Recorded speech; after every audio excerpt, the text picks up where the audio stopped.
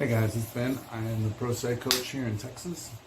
And this video is, I'm not quite sure where I'm going to go with it, so I'm going to ramble because this one is about giving up when you're in family law fights. And, you know, this one's kind of sensitive to me, so this one might be a little longer than others because I suppose you could characterize my journey as I gave up. And that was not easy. And so I'm sensitive to this conversation because everybody in your life says, well, you can't give up. They're your kids. And you have to fight for your kids. And we even tell ourselves, like, I'll take a bullet for my kids. Get out of here. I mean, I will fight till I'm dead. And I said the same thing.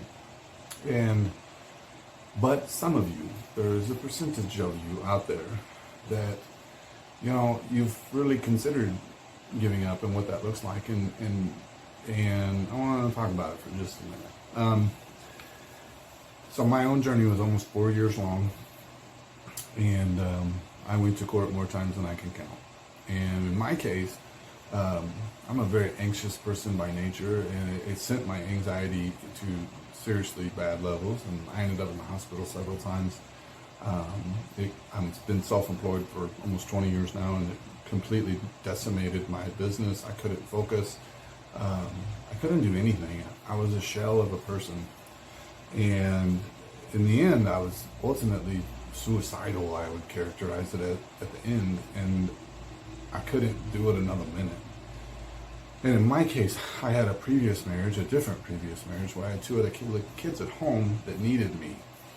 And I wasn't much fun to be around. I ballooned up in weight, and, you know, I was broke and unhealthy and just not a good person. and so I ultimately got to a point where my family actually set me down and said, you know, we deserve you too.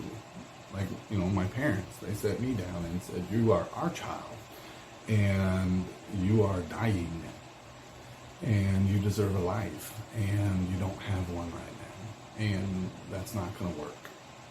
And so I ultimately had to go through a process of basically just throwing in the towel. And to say it's hard is an understatement of the century. It's impossible. And, you know, I still struggle with it. I struggle with it a lot. That's why I do this. I don't do this because I make $1 million or do anything cool or anything. I do this because I don't want you to ever go through that, because that was the worst conversation I've ever had. To basically negotiate the terms of your erasure from your own flesh and blood. And I had to do that. And there's a few of guys, or not guys, but a few clients that are kind of dancing with this topic here of late. And, you know, I watch them wrestle with this equal pull of, I deserve a life, and I don't have one right now, but I don't know how to process giving up on my children.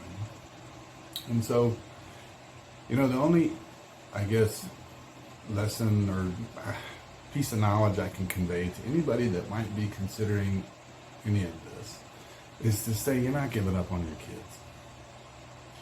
In fact, you're showing them great mercy. Because if you're locked in this endless family law battle with kids, and you and your ex, and we got amicus attorneys and therapists and custody evals and blah, blah, blah. Guess what your kids are going through?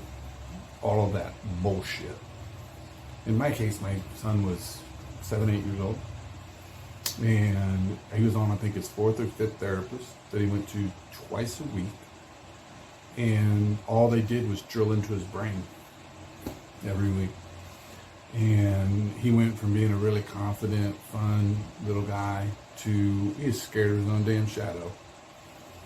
He was terrified of me because he'd been taught to be scared to death of me, and it was horrible. And I'm not going to bore you with my details, but think about that.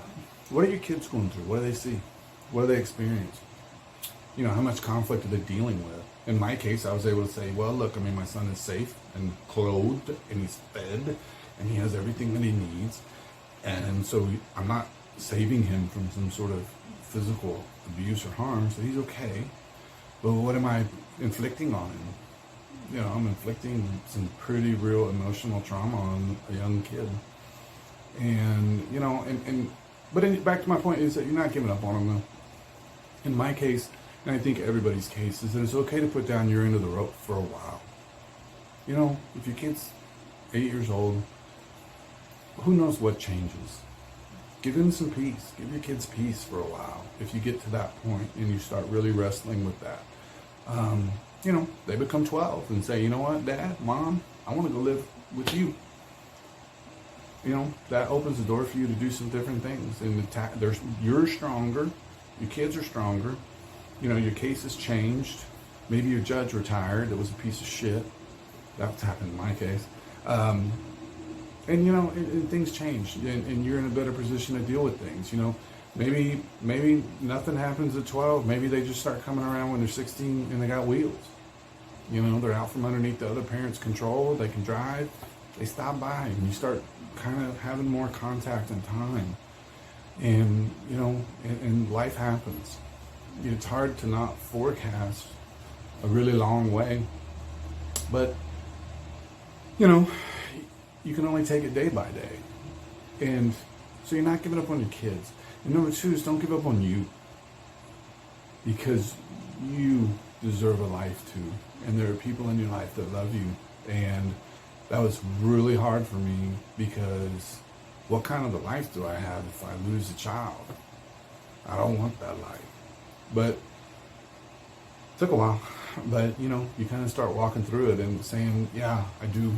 I have to, in my case, again, I had 2 other kids at home. But they need a happy dad. They need somebody that's fun and teaches them good things and isn't so angry all the time and isn't depressed and takes them on trips and does fun things and makes memories, and it's just a parent. And I was not that person for a good while. And, you deserve to be happy. If you're remarried, your spouse deserves a happy you. You're dating, your partner needs you. You need to have a love for life that we all should have. And family law will absolutely take that from you. So, I don't know. I go on and on. It's a really hard journey, and you will need tremendous amounts of counseling to make peace with whatever you decide to do. But don't let people in your life act like, oh, you're giving up. Oh, that's not your friend. Get him out. Get him out of your life. Call me. I get it. There's some of us out there that do get it. Sorry, I had a phone call coming through.